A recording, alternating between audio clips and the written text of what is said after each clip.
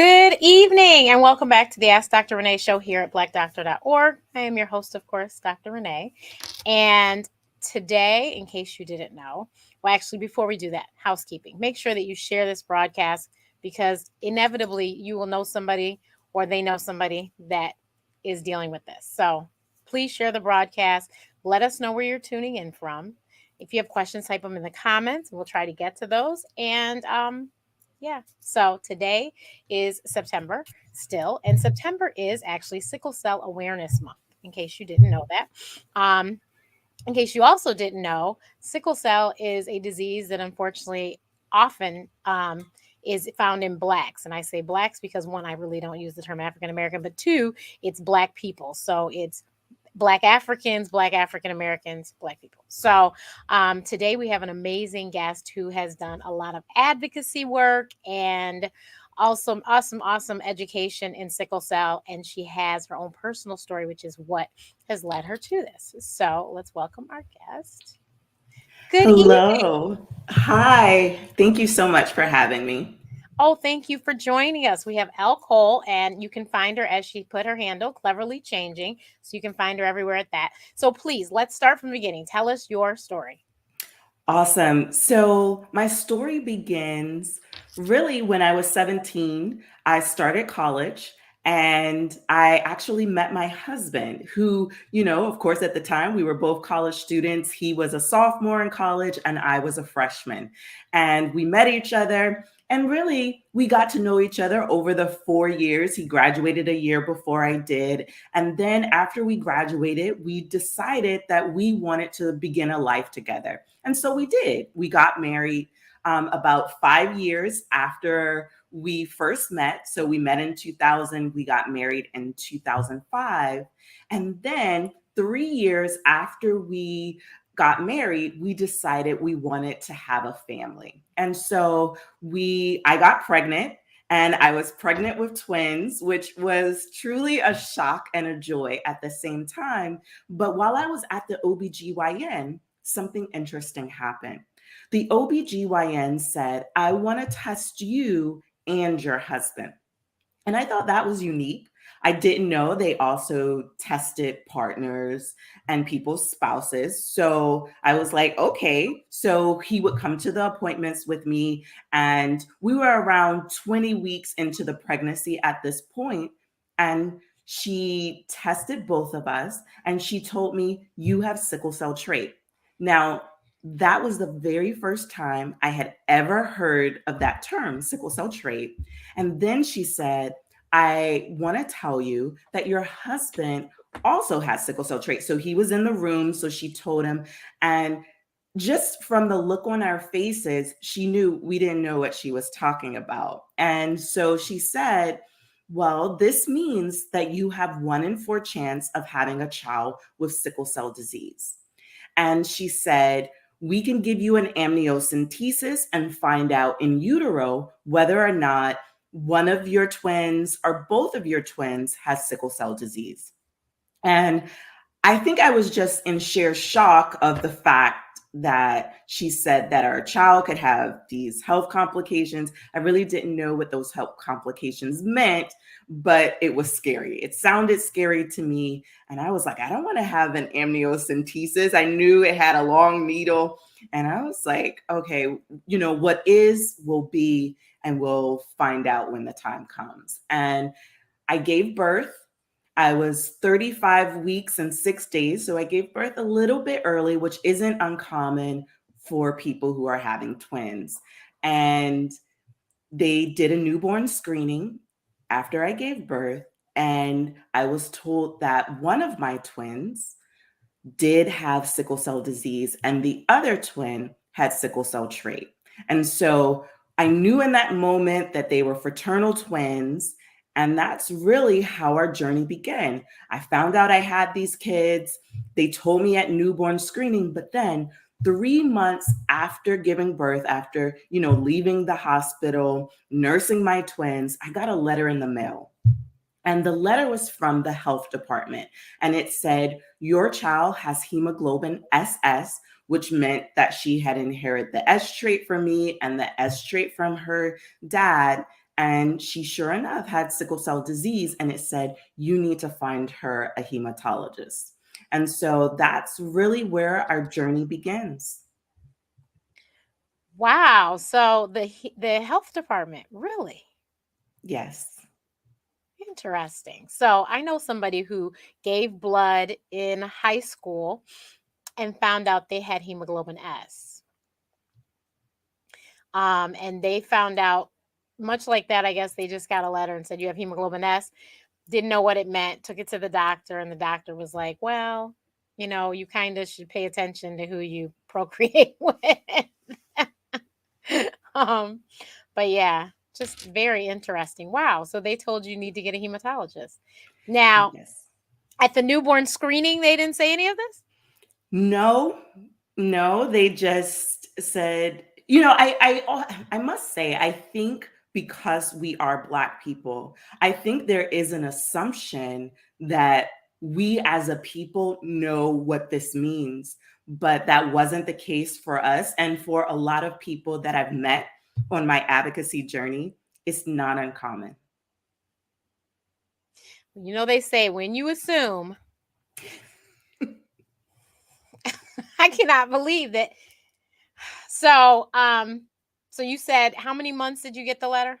It was 3 months after I had given birth. So by that time you've had a newborn appointment, right? Yes. And the pediatrician didn't say anything? No, so I decided to keep the pediatrician that saw my kid in the hospital. So she didn't say anything in the hospital and she didn't say anything afterwards. Now, I will say as I began to do my research, I actually did switch pediatricians because I realized I needed somebody that I could partner with, that I could trust, that would talk to me and I could talk to them because I'm a communicator and she wasn't really communicating much. So and my husband didn't know anything. So I was really on this journey alone to figure it all out. My family, they didn't know anybody that had sickle cell trait. I'm the youngest of five.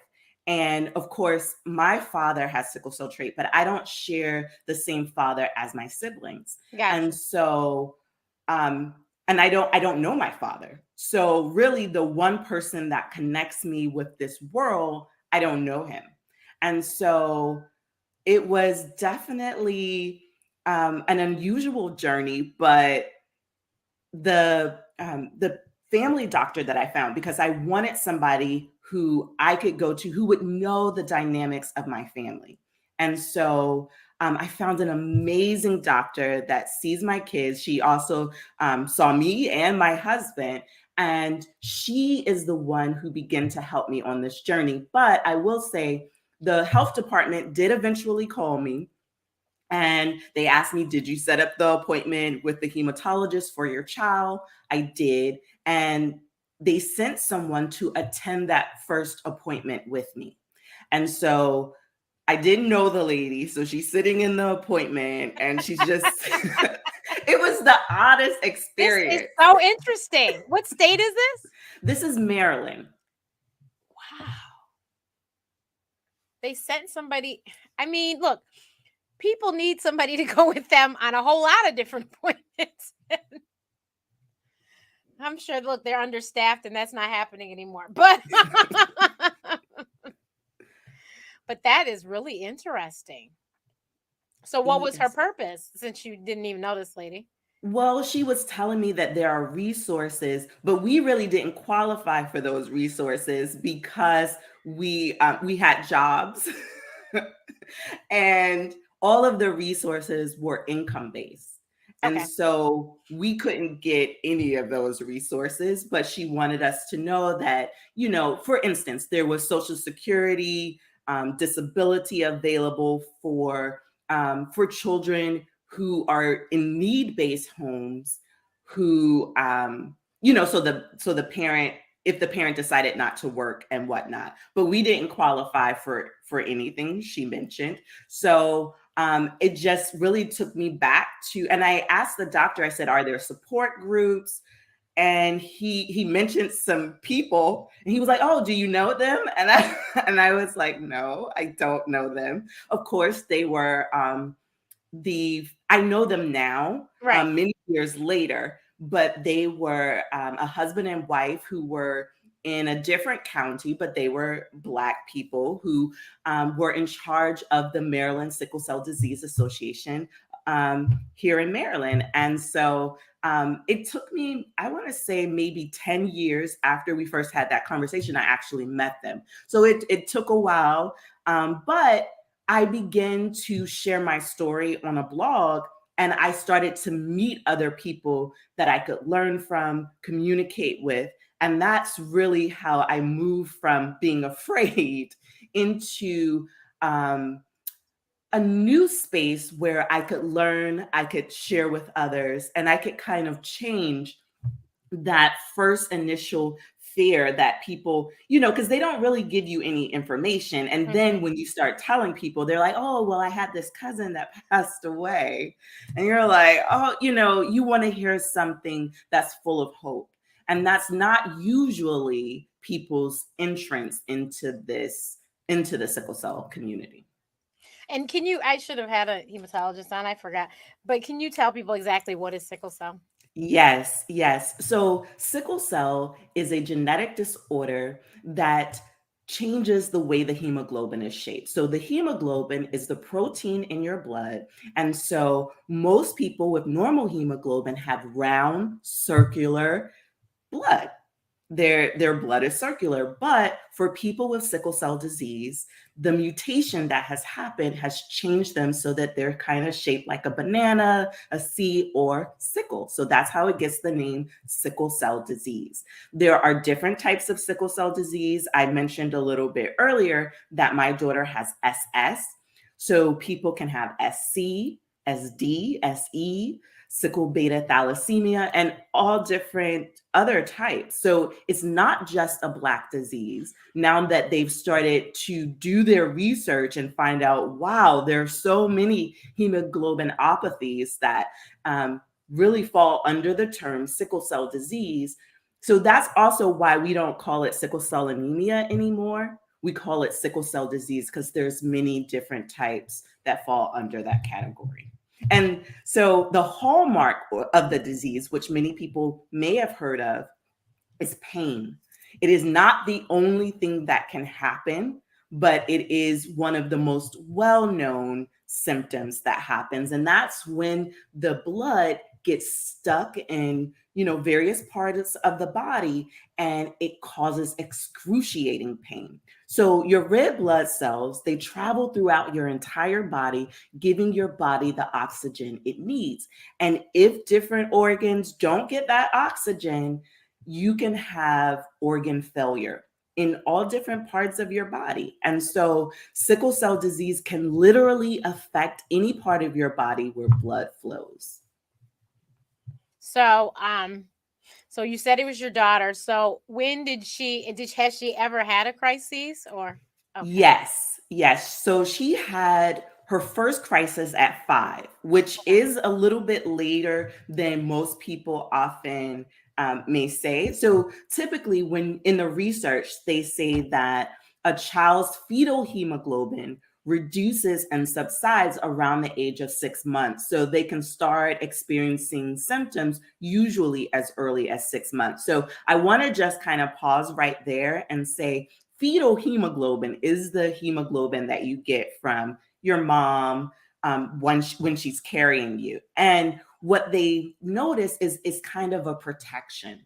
And so now there are medications and treatments to increase the fetal hemoglobin in people that have sickle cell disease, because that's been seen as a protection to help reduce crisis and help them, have a better quality of life.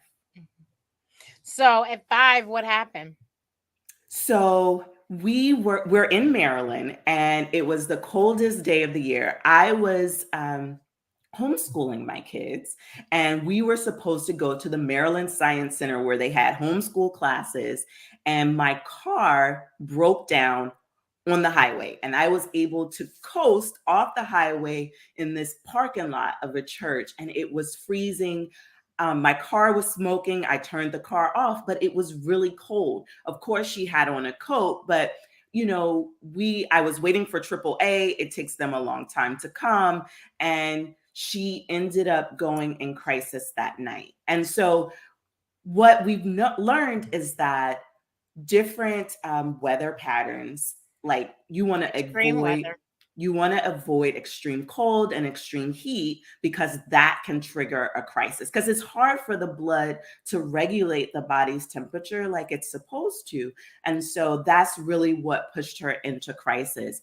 And it was scary, because I could look at her, it was in her legs, and I could see her body pulsating where the blood was sickling. And so she was screaming, and it was really nothing that I could do. Of course, they give you pain medication, and from the time she was little, every year they would just give me um a new Prescription. prescription, just in case, because it's like you're living to wait until something happens, and you're always on the lookout, high alert. Is it going to be today? And so when it happened, I gave her the medication, but she was in crisis for several days. So at 5, she was in crisis for almost a week. And of course, usually they admit you. And for her doctor wanted her to be outpatient. So we were really just going back to the hospital, to the clinic every day for them to check on her. And they were calling me, keeping me in close communication. And so that's how we dealt with that first crisis. And that's really how I wrote my first book, because again, she had a twin sister who's like, what's happening to my sister? And my first book was really the explanation to what's happening in the body, so that I could help my children understand this is what's going on. And as a writer, this is really how I would express myself. So it was kind of like the way I coped with what was taking place. And so please tell everyone the name of the book. So the very first book I published was a sickle cell coloring book for kids, and I have it right here so that you all can see it. It really just goes through the ABCs in a very simple way to talk about the terms that doctors often use that you quickly have to learn. Excuse me, because you realize it's all this health information. And although you may not be a clinician, you immediately have to start taking note and become well versed, so that you can speak to the doctors, understand what they're saying, and be able to explain what's going on. So as a parent and a caregiver, you essentially have to become an expert in order to care for your child. Show the book again. Okay. Pull it over just a little bit more. Yep, perfect. And I also have it in Spanish. So this is also September is Hispanic Awareness Month. Yes, it is. Yes. I have my books are translated, the coloring book, and this is the regular. So you can see some of the illustrations. It's diverse because sickle cell does affect different people. And so we have different illustrations to illustrate that. But I have the book in English and Spanish because here in the United States, of course, the most the largest population in the United States is Black people that have it, but the second largest are Hispanics. Okay. Wow. So, and that's, I mean, I guess it's good that she didn't have to be inpatient, because that can be a whole experience. My first inpatient experience was when I was in the 5th grade. So I was 10. And actually, my roommate had sickle cell crisis, and that's why she was there. Wow. But she was a bit older than me. So if I was 10, I want to say she was a teenager. And because she had sickle cell, she was there all the time. So she was wheelchair bound at the time, but she asked me to push her wheelchair, and she showed me like we were at Children's Hospital in Detroit, and she showed me the floor and showed me where we could play video games and where we can go get books, just showed me everything. And so that was very helpful. So that was my first real experience with sickle cell, was my roommate in the hospital. But we have a family friend who is a nurse now and mother of set of twins too, actually. And she's doing fine. And I remember learning when I was a kid, she had sickle cell, didn't know what it meant. But yeah.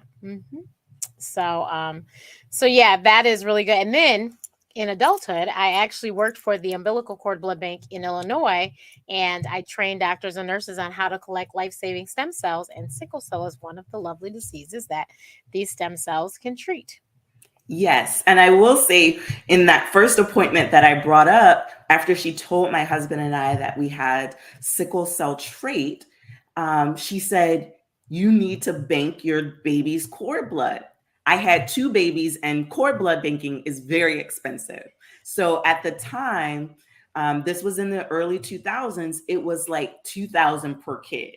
And so I didn't bank both of my kids. So one of my babies was really small. So I banked the bigger baby, who happened to be my daughter that had sickle cell disease. And so her stem cell was not able to help her. Right. So, um, I worked for a public bank, so it's free 99. And I tell everybody, unfortunately, and you can do the research yourself, please do the research yourself. A lot of those private banks, unfortunately, that blood is never used.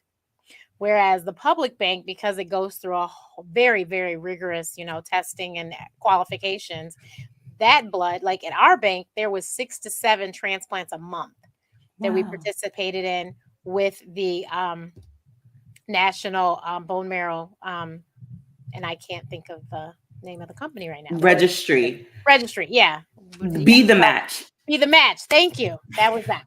So we did 6 to 7 a month with Be the Match. And we sent them everywhere. It could be overseas, it could be all over the country, whatever. But and so we had a lot. We had a lot, and actually, there is no expiration date on cord blood right now. So they thought, and we would do testing to see how many cells, and then we would let the doctors know, and then they would say yay or nay, and away we go. So yeah, that was the last job I had before I was a full-time entrepreneur, and I loved it. And don't tell them, but I would have done it for free. I loved educating people about cord blood, because people didn't realize how important it was for us to donate, because cord blood has to match several different it's HLA typing is what it's called. Mhm. And you're more than likely to match to someone who has a ethnic background similar to yours. So Absolutely. if we don't donate, then we are the ones that were dying. And honestly, the numbers I can't remember now, but it was really bad. It was like 90% of the time Caucasian people found a match, but only like 10% if less. It was really bad. And so, and I always use the example of Nelly the rapper. His sister died waiting for a transplant, a bone marrow transplant. And Farrah Gray, who was this 14-year-old millionaire from Chicago, he's a grown man now, but his sister died also waiting for a match. So I always say, if those two people who had a lot of money couldn't save their family members who meant a whole lot to them, this shows you how very important it is to donate your cord blood. And because I'm a Christian, I believe if I donate, then when in time that I need something, it would be there for me. So, um, Yes.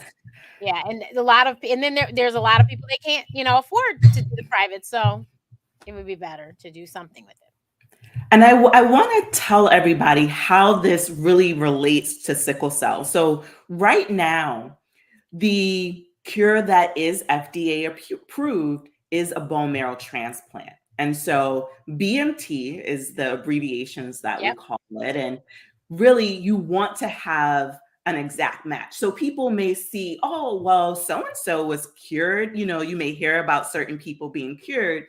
And it is easier if there's a whole match, but they can do a half match. So what does that mean? So like a sibling with the same mom and same dad, they may be a match, but it's more likely that you'll find a match from two people who have the same mom and same dad.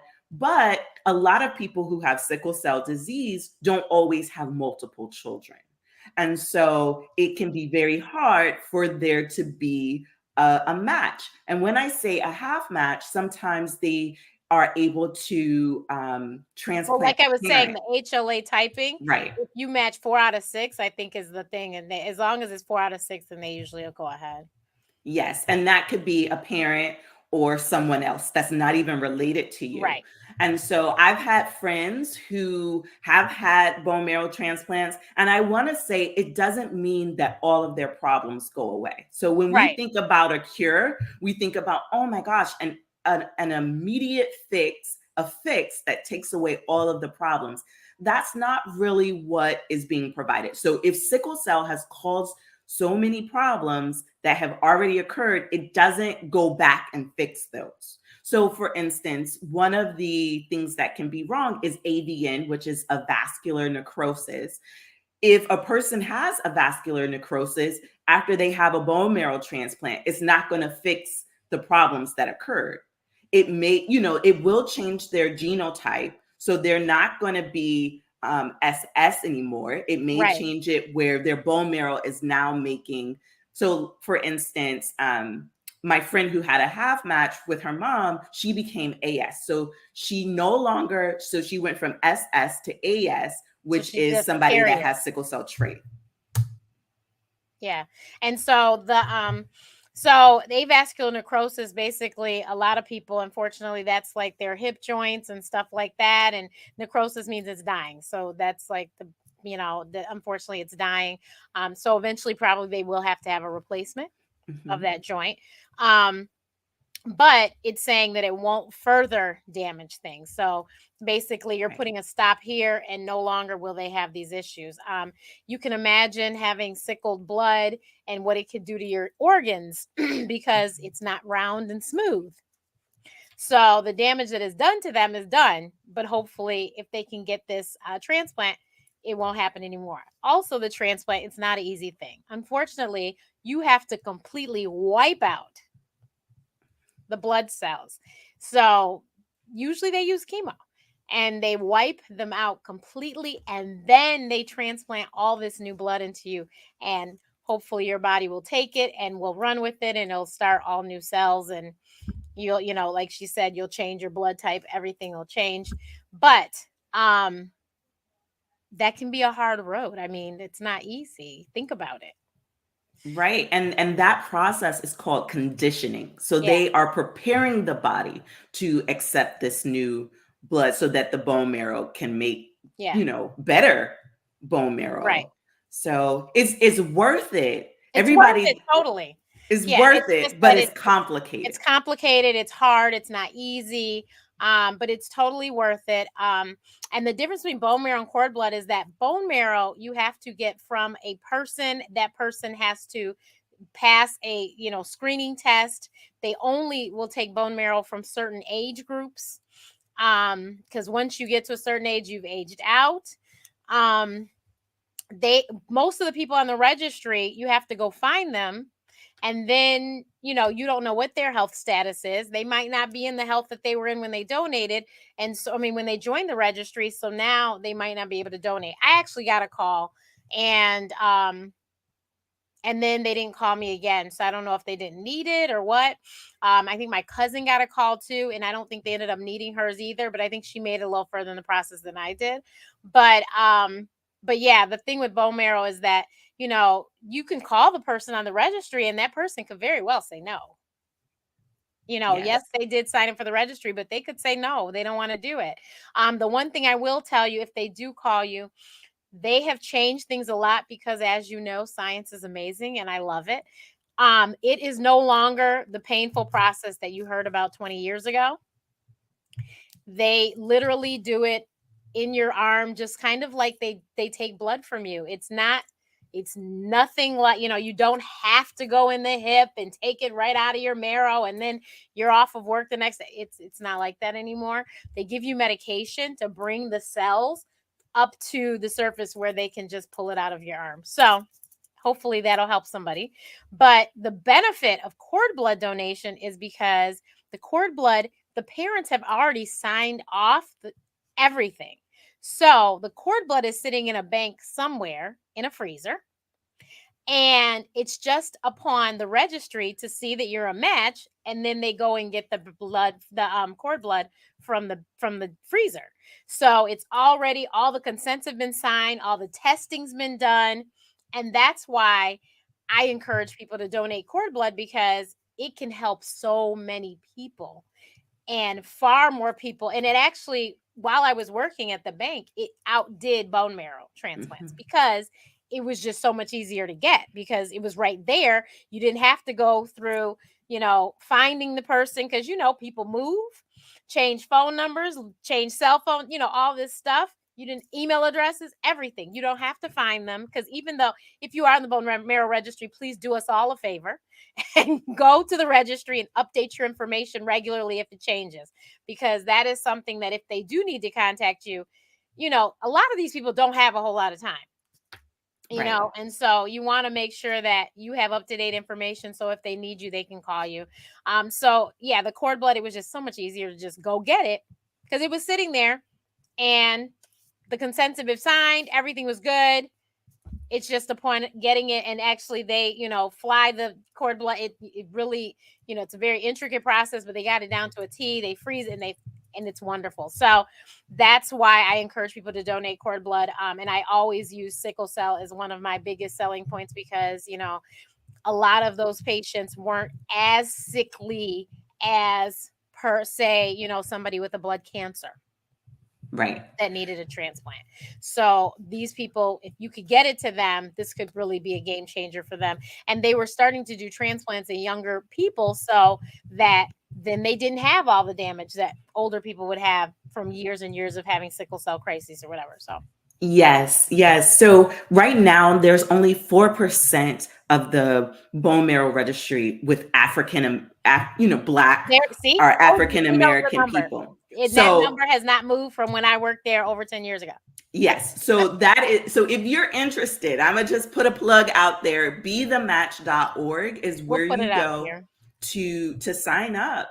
And really, they just do a cheek swab. They'll send you a kit. They just do a cheek swab, and you send it in, and they'll put your information in the system. And when they need you, they'll contact you. So we have to show up in that way to save the lives of our brothers and sisters. Yeah, so you heard her, 4%. And like I said, that number was about the same when I worked there over 10 years ago, which is really sad.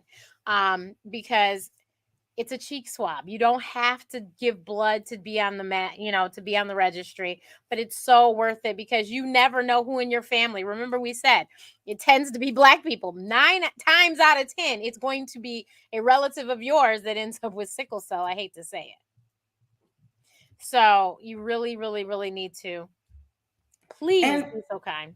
And I want to say that what I've learned over the years is that sickle cell disease is actually the most common genetic disorder in the world globally. So you probably know somebody who has it. They're just not talking about it. Right. Yeah. Yeah. You're right. So how many books have you written? Right now, I am at, I believe, 9. That's awesome. That's awesome. Thank you. And who are the organizations that you advocate with? So, the Sickle Cell Community Consortium is the main organization that I work with, and Okay. that's to do the Sickle Cell Caregiver Summit. I do that every year in November because November is National Family Caregiver Month.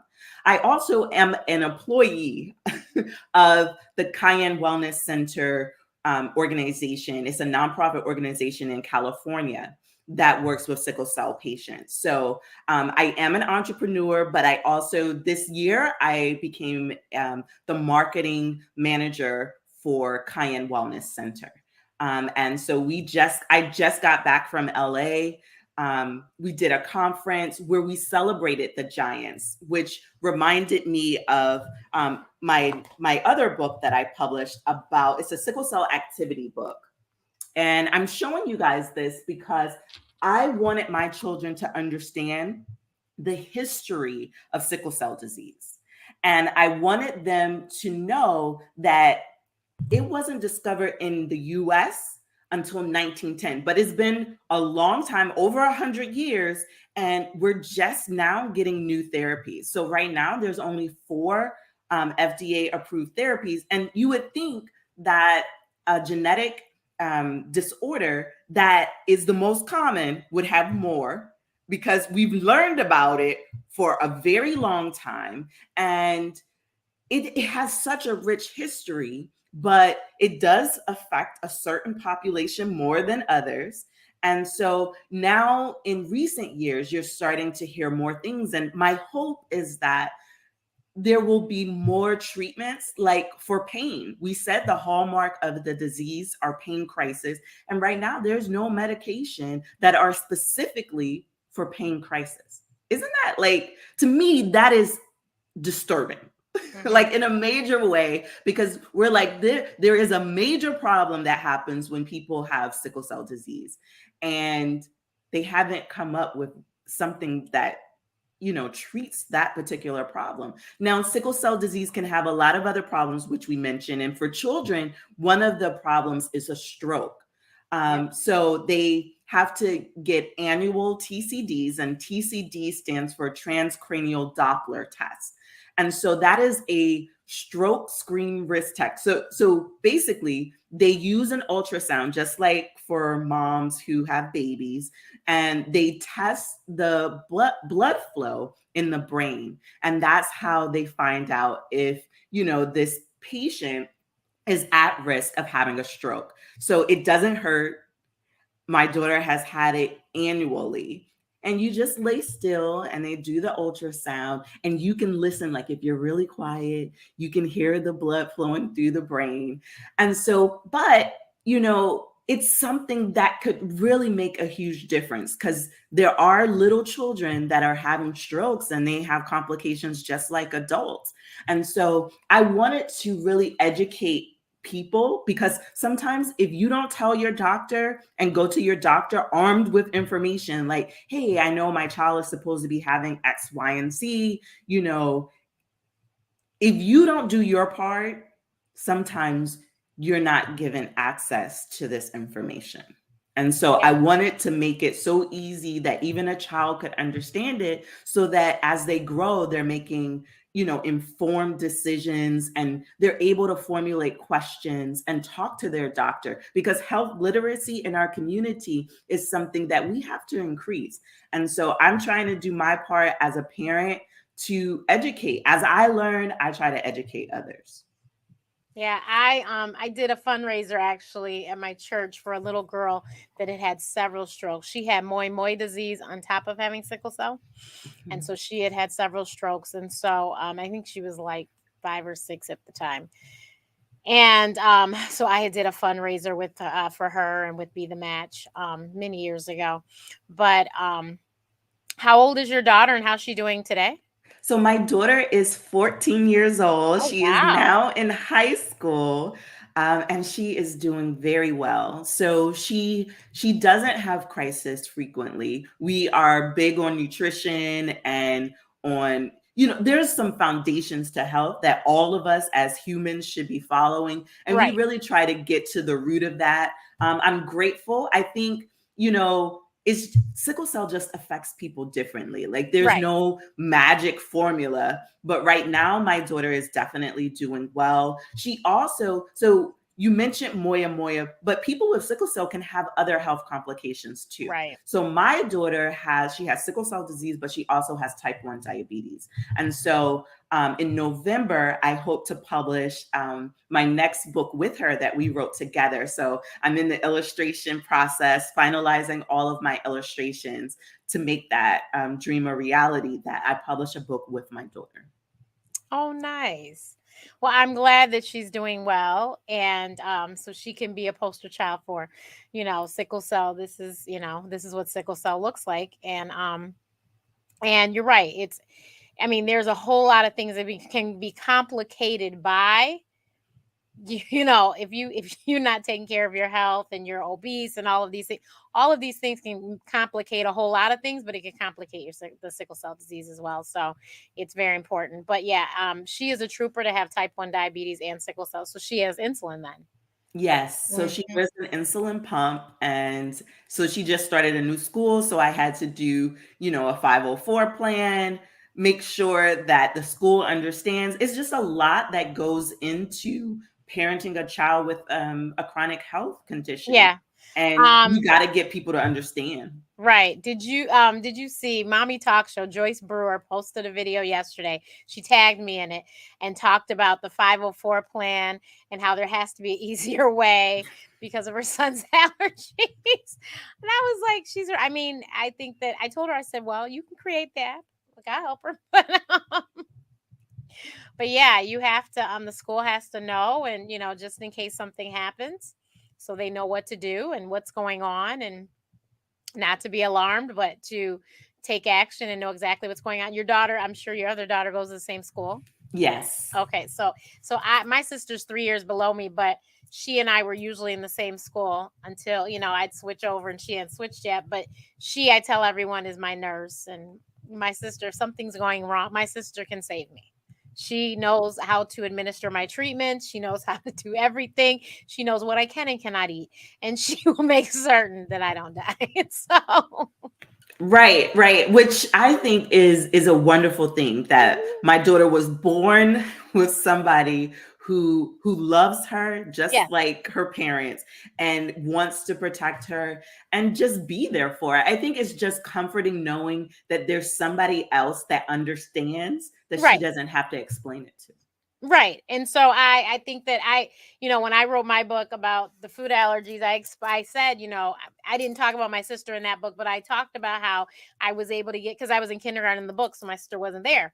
So, but I talked about how I made friends, and I had two friends that understood, so then they could explain to the other people, that this is what's going on, and this is why I had to bring my own cupcake and my own ice cream to the party, because I'm allergic to cake and ice cream.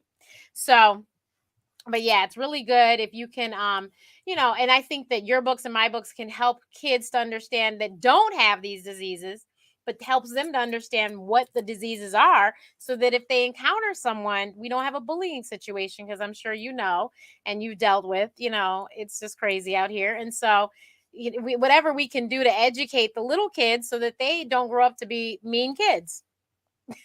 Right, right. And you're talking about your book and what people can do. They can actually tell their child's school about our books and they can put them in the library. You can even request to have our books in your public library because we want to make this information available to all people. And really, our books, the only way for them to get into these libraries is for our community to To do make to the do their request. part and make that request. Yeah. And so I'm sure you have too. I've spoken to a lot of schools and kids, and trying to tell, just so that they understand, because these are things that are common these days, like sickle cell, type 1 diabetes. These are common things. Yes. Type 1 diabetes, I tell everyone, it used to be called juvenile, but it's not called that anymore, because it used to be juvenile and adult onset. Well, now there's kids with type 2 diabetes. So we can't call it adult onset if somebody's walking around in middle school with it. Right. So, diabetes is common now. And so these are things that you need to talk about, and your kids need to understand. And this is why he can't have that candy or whatever, just it's conversations that need to be had. And I understand that not all parents have a medical background and have to understand these things. So therefore, that's why you have great books to help you to inform your kids, and hopefully inform you as well. Right, right. And, Yeah. when I think about just our community, I think by having books, it helps to break down the stigma Right. because we do have shame in our community around things that are health related and people don't want to talk about it. But I've told myself that look, I can't change the fact that this is a genetic disorder and that I have a child with it. But what I can do, I am in control of how I communicate it to others, how I open up and talk about it to make sure that people understand and that they feel comfortable talking about the people in their family who have it. Because I think this is a conversation that we should have intergenerationally, Right. if that's a word, because Okay. because it is something that is in our families, in our community, and we have to speak up about allergies. Like there are people that are just closed on things that we have to start talking about it. You know, our kids may grow up to find cures for Right. things. They may be pivotal, they may be the giants that we think of, that we read about in the history books, but it's not going to be on their radar to fix things or to make a difference if we don't talk about it. Exactly. And there's one other thing that I always say a million times on Black Doctor. Please know your family history. She made a very good point, and we've done a show about adoption and late adoption and all these things. You need to, in the Black community, there's so many secrets. We can't have secrets. We need to know our family history, because if you know your family history, it is amazing the things that you can you can unfold. And we did a show last night about prostate cancer.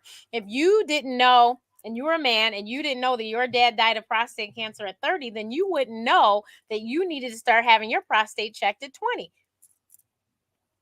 Same thing with colon cancer. It's 10 years before that person was diagnosed. And if you didn't know, then you're just walking blindly. And I'm sorry, I'm sure you've seen colon cancer is taking us out younger and younger, specifically our people, Black community.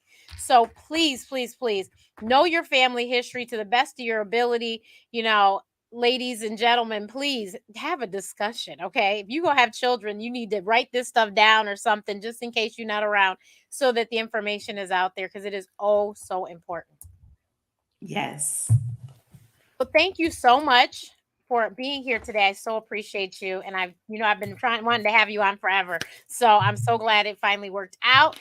And you guys, please check out her website, follow her on everything, because I'm telling you, somebody who has sickle cell, and either they have not talked about it or something, but I promise at least one person. And there's her books. But if you go to her site, you can check out all of her books and purchase away, please. And thank you so much. Everyone, have a